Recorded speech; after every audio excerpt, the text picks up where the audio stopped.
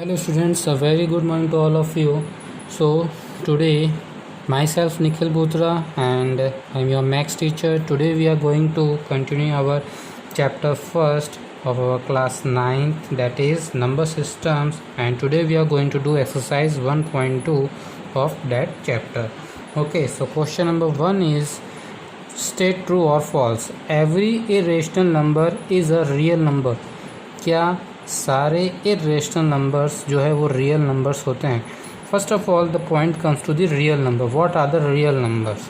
Okay, so actually अभी तक हमने जो नंबर्स देखे हैं, अभी तक हमने क्या नंबर्स देखे हैं, देखो एक बार वापस से देख लेते हैं. सबसे पहले हमने कौन सा नंबर देखा था? देखो ये first of all we seen the number that is the natural number. Okay, here n belongs to the natural number. Okay, सबसे पहले हमने कौन से नंबर्स देखे? नेचुरल नंबर्स देखे. एंड नेचुरल नंबर्स से कौन से नंबर्स बने? नेचुरल नंबर्स को इंक्लूड करके कौन से नंबर बनाए गए? Whole number. क्योंकि नेचुरल नंबर्स सारे लेके उसके आगे एक ज़ीरो भी लगा दिया तो वो क्या बन गया? हमारा होल नंबर, है ना. तो नेचुरल नंबर्स को इंक्लूड करके क्या बनाया गया? हमारा होल नंबर. तो नेचुरल नंबर किसके पार्ट हो गया? होल नंबर का पार्ट हो गया. ठीक है, होल नंबर से हमने क्या बनाए? सारे इंटीजर्स नंबर बनाए. सारे इंटीजर्स नंबर बनाए हमने. होल नंबर से क्या बनाए? सारे इंटीजर नंबर्स बनाए. I indicate for integer numbers. Okay, ना इंटीजर नंबर से हमने क्या बनाए? सारे रेशनल नंबर. मैंने क्या बताया था? सारे इंटीजर्स नंबर्स के डिनोमिनेटर में अगर हम 1 लगा लेते हैं तो वो क्या बन जाते हैं? सारे रेशनल नंबर्स बन जाते हैं, है ना. तो every integer numbers are also belongs to the rational numbers. Correct. ये सारे नंबर्स किससे बिलोंग करते हैं? हमारे रेशनल नंबर्स से. तो ये सारे के सारे नंबर किससे बिलोंग करेंगे? रेशनल नंबर से बिलोंग करेंगे. R means rational number. Okay, now हमने एक और नंबर देखा था. क्या? रेशनल नंबर के अलावा एक और नंबर होता है, that is irrational number. Correct. अब जो इरेशनल नंबर है वो भी तो आता है ना नंबर्स में. तो यहाँ पे लिख लेते हैं हम वो जो कि है इरेशनल नंबर. इरेशनल नंबर्स कौन से नंबर्स होते हैं? Irrational numbers. इरेशनल नंबर्स होते हैं जो कि क्या होते हैं? Non terminating and non repeating, है ना. वो नंबर्स क्या होते हैं? सारे हमारे इरेशनल नंबर्स होते हैं, जैसे कि √3, √7 एंड सो ऑन, है ना. तो इरेशनल नंबर्स और रेशनल नंबर्स का कॉम्बिनेशन, दोनों इन सब नंबर्स को मिला के जो नंबर्स बनता है, that number is called as an our real number. Okay, इन सभी नंबर्स को मिला करके जो नंबर हमारा क्रिएट होता है, that is called as an real number. यानी ये सारे नंबर्स जो है किससे बिलोंग करते हैं? Real number. अच्छा, रियल का मीनिंग आप क्या समझते हैं? Real meanings anything which we can observe, जिसे हम महसूस कर सकते हैं, जिसे हम फील कर सकते हैं, that is called as an real, है ना. जिसे हम देख सकते हैं, है ना, जिसे हम रिप्रेजेंट कर सकते हैं. मैथ्स की लैंग्वेज हम क्या कह सकते हैं? ऐसे नंबर जिन्हें हम नंबर लाइन के ऊपर रिप्रेजेंट कर सके या फिर जिनको हम एक्सप्रेस कर सके, उन्हें हम क्या कहते हैं? रियल नंबर्स कहते हैं. ठीक है ना. तो ये तो हो गया रियल नंबर. तो रियल नंबर्स क्या हो गया? रियल नंबर किससे बना है? तो आर, फर्स्ट मैं यहाँ पे सभी लिख ही देता हूँ यहाँ पे. Here R is standing for the real number. Okay, I R is standing for the irrational number. Okay, here N is standing for the natural number.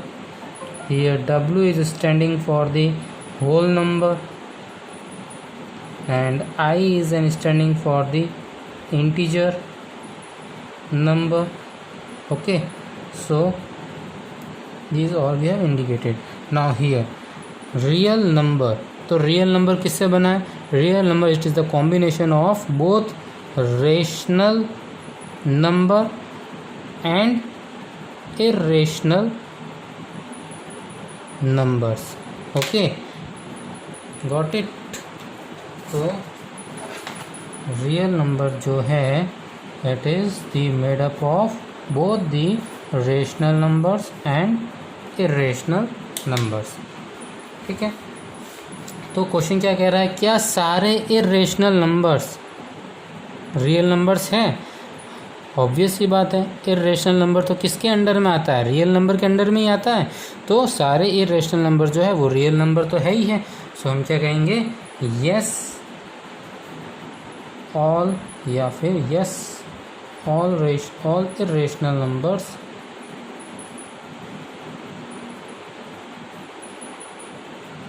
Are real number. Okay, second part is saying that every point on a number line is of the form root m where m is a natural number। क्या सारे points जो number line के ऊपर होते हैं, क्या हम सभी पॉइंट्स को रूट m की फॉर्म में रिप्रेजेंट कर सकते हैं, where m is a natural number। देखो नंबर लाइन बनाते हैं हम यहाँ पे एक सबसे पहले, ठीक है, here is the 0 1 2 3 4 5 and so on, -1 -2 -3 -4 -5 and so on। okay, positive infinite, here is the negative infinite। okay, now question क्या कह रहा है, every point on the number line, सारे पॉइंट्स जो नंबर लाइन के ऊपर है, क्या उन सभी को हम रूट m की फॉर्म में रिप्रेजेंट कर सकते हैं? देखते हैं, सबसे पहले 0 से स्टार्ट करते हैं। तो रूट ऑफ 0 क्या होगा, 0 होता है। ठीक है, 1 बनाने के लिए हम रूट ऑफ 1 आ जाएगा। ठीक है, तो 2 बनाने के लिए हम क्या करेंगे, रूट ऑफ 4 करेंगे तो वो क्या आ जाएगा, 2 आ जाएगा। ठीक है, तो फिर क्या करेंगे यहाँ पे, 3 बनाने के लिए हम क्या करेंगे, यहाँ पे रूट ऑफ 9 करेंगे तो 3 आ जाएगा, है ना। तो ऐसे करते करते हम सारे जो भी नंबर्स होते हैं उन सभी का हम क्या कर सकते हैं, यहाँ पे नंबर्स फाइंड आउट कर सकते हैं। लेकिन अगर मैं नेगेटिव नंबर लेता हूँ, मैं यहाँ से क्या करता हूँ, रूट ऑफ -1, रूट के अंदर कभी भी अगर नेगेटिव नंबर आता है तो उसका रूट सॉल्व नहीं होता है। क्लियर है, रूट के अंदर कभी भी नेगेटिव नंबर नहीं आ सकता है, रूट के अंदर कभी भी नेगेटिव नंबर नहीं आ सकता है, ये बात नोट कर लेना। ठीक है, ये हम इस टॉपिक को, रूट के अंदर क्यों नेगेटिव नंबर नहीं आता और उस नेगेटिव नंबर आता है तो उसका हम क्या सॉल्यूशन करते हैं, वो सब आपके क्लास 11th में आएगा, अभी नहीं है। तो रूट के अंदर इस बात को नोट कर लेना, यहाँ पे नोट कर लेना कि under the root we should not have any negative value। Root के अंदर कभी भी जो होगी वैल्यू वो नेगेटिव वैल्यू नहीं होनी चाहिए। अगर नेगेटिव वैल्यू होती है तो वो हमें क्या रिजल्ट देता है, इमेजिनरी नंबर देता है। तो कभी भी हम जो रूट के अंदर जो नेगेटिव वैल्यू होती है ना, जो ये नेगेटिव, जैसे कि रूट -4 आ गया, है ना, तो इसको हम इन वैल्यूज़ को कभी भी हम रिप्रेजेंट नहीं कर सकते हैं नंबर लाइन के ऊपर। ठीक है ना, जैसे -7 आ गया तो इसे हम कभी भी रिप्रेजेंट नहीं कर सकते हैं नंबर लाइन के ऊपर। नेगेटिव वैल्यू नहीं होनी चाहिए। पॉजिटिव अगर √7 होता है तो होगा, लेकिन -7 है तो नहीं होगा। नेगेटिव नंबर कभी भी रिप्रेजेंट नहीं होता है नंबर लाइन के ऊपर, ये बात हमेशा क्लियर रखना। So what we will say here that, तो हम इसके लिए क्या लिखेंगे यहाँ पे, डैट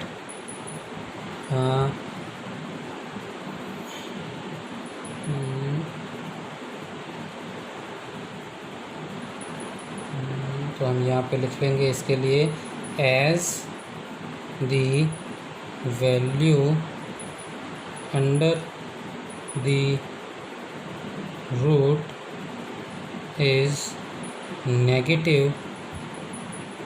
नेगेटिव है, so the resultant number can't B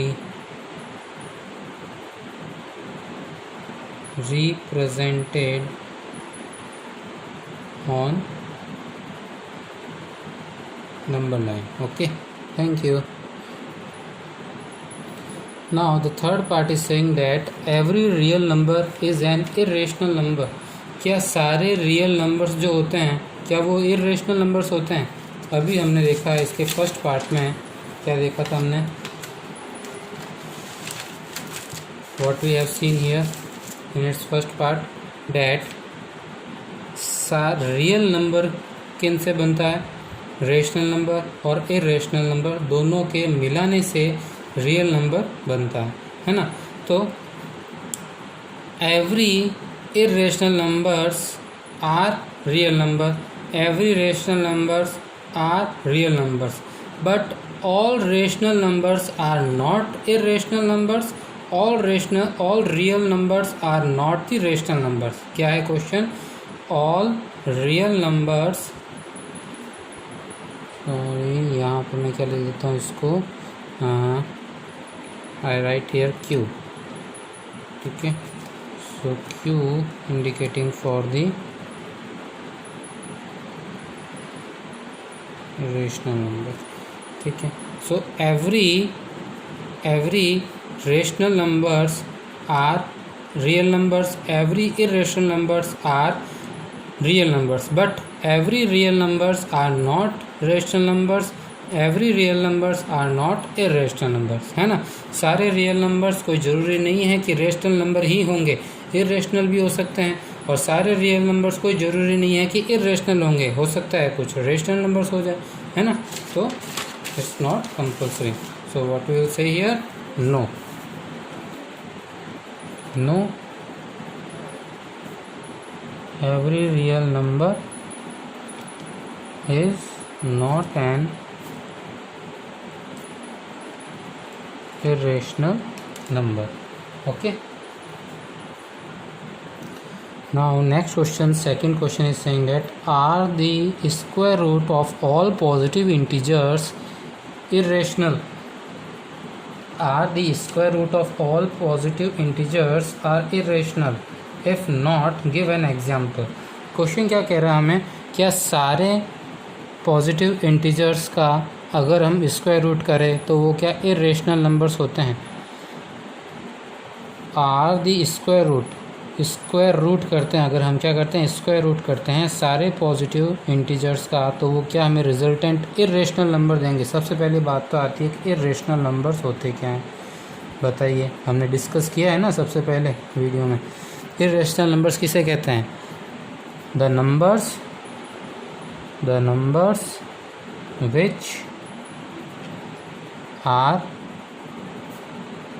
which are non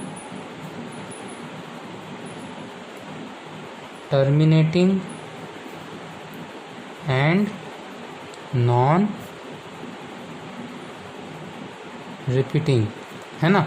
ऐसे नंबर्स जो ना तो टर्मिनेट होते हैं ना ही रिपीट होते हैं, उन्हें हम क्या कहते हैं, इरेशनल नंबर्स कहते हैं, है ना.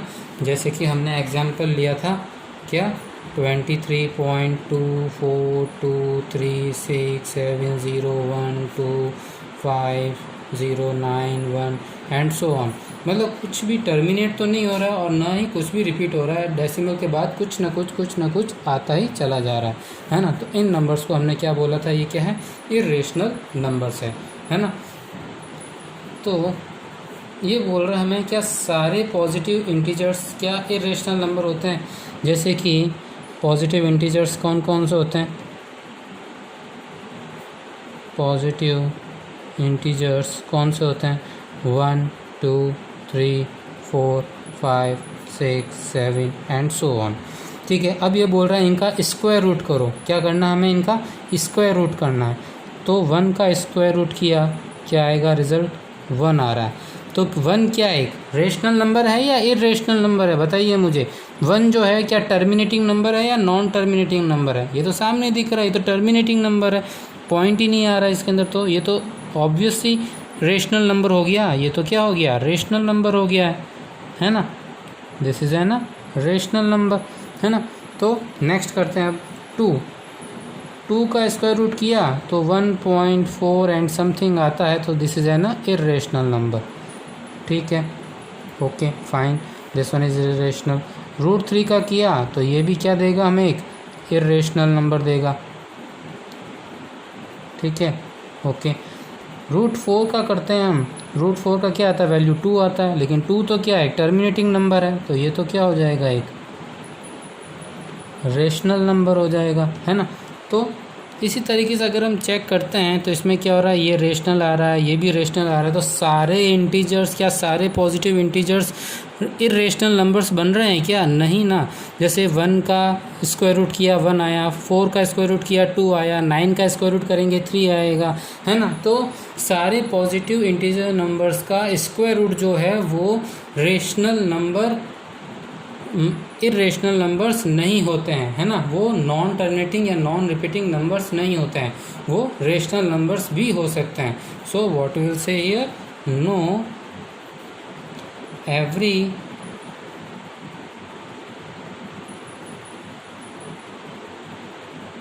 square root of all positive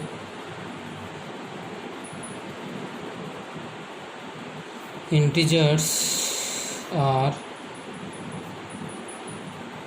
irrational। ठीक है। So our question number 5 is, show how the √5 can be represented on the number line। √5 को हमें रिप्रेजेंट करना है नंबर लाइन के ऊपर, how can we represent it.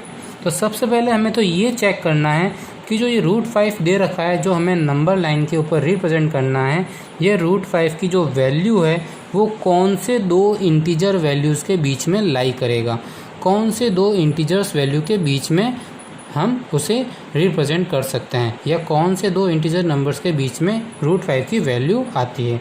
ठीक है, सबसे पहले हमें वो फाइंड आउट करना है।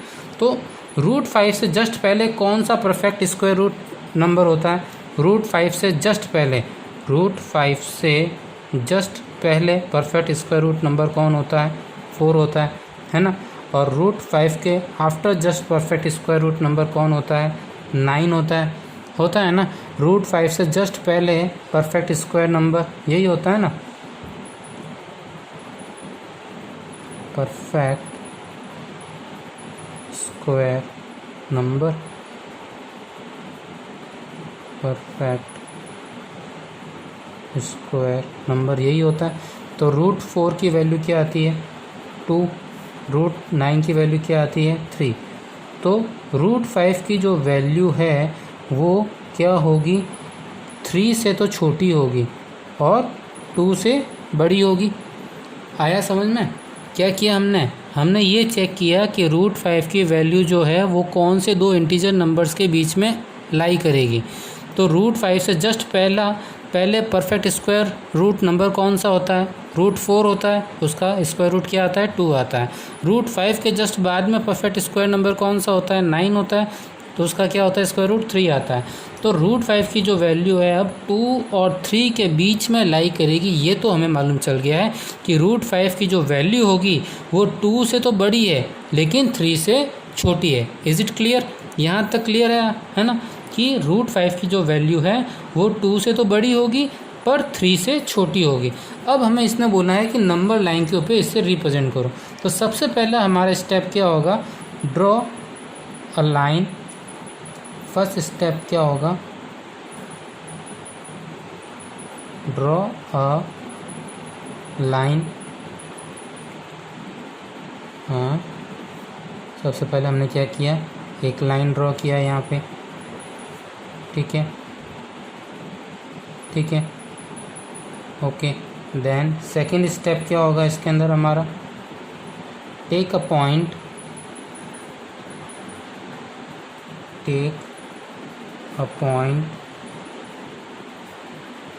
A, that is take a point A and B। ठीक है, AB का जो डिस्टेंस होगा वो क्या होगा, 2 यूनिट होगा, है ना, क्योंकि हमें मालूम है √5 की जो वैल्यू है वो 2 से तो बड़ी है, ग्रेटर देन का साइन है ना √5 का, √5 इज़ ग्रेटर देन 2, तो √5 तो हमने क्या किया, ए बी का जो डिस्टेंस है वो कितना है, 2 लिया है ये, ठीक है, 2 यूनिट, ठीक है, ओके, और आगे भी आता रहेगा, ठीक है ना। अब हमें क्या करना है यहाँ पे, सी, हाँ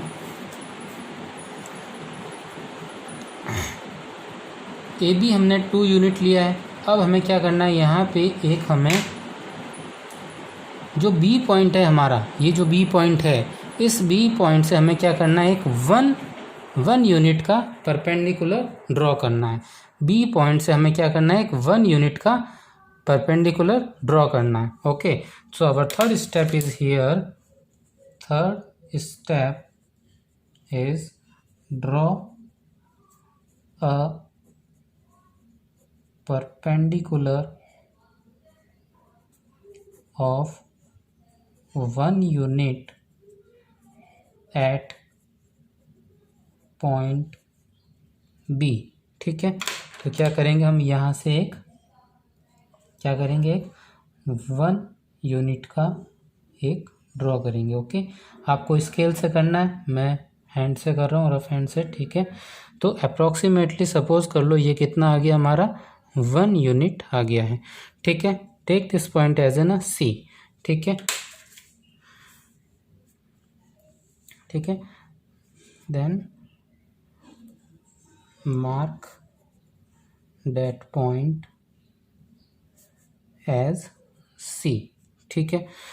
अब क्या करेंगे हम, ज्वाइन करेंगे क्या, ए सी को। Fourth step is join point A to C that makes an right angled triangle, that makes an right angle triangle, ठीक है।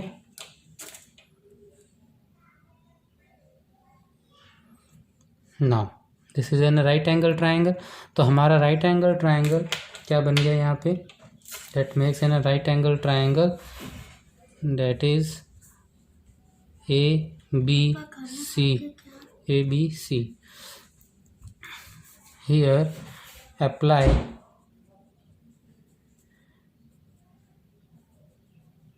Pythagoras theorem, apply the Pythagoras theorem, ठीक है, इन दिस।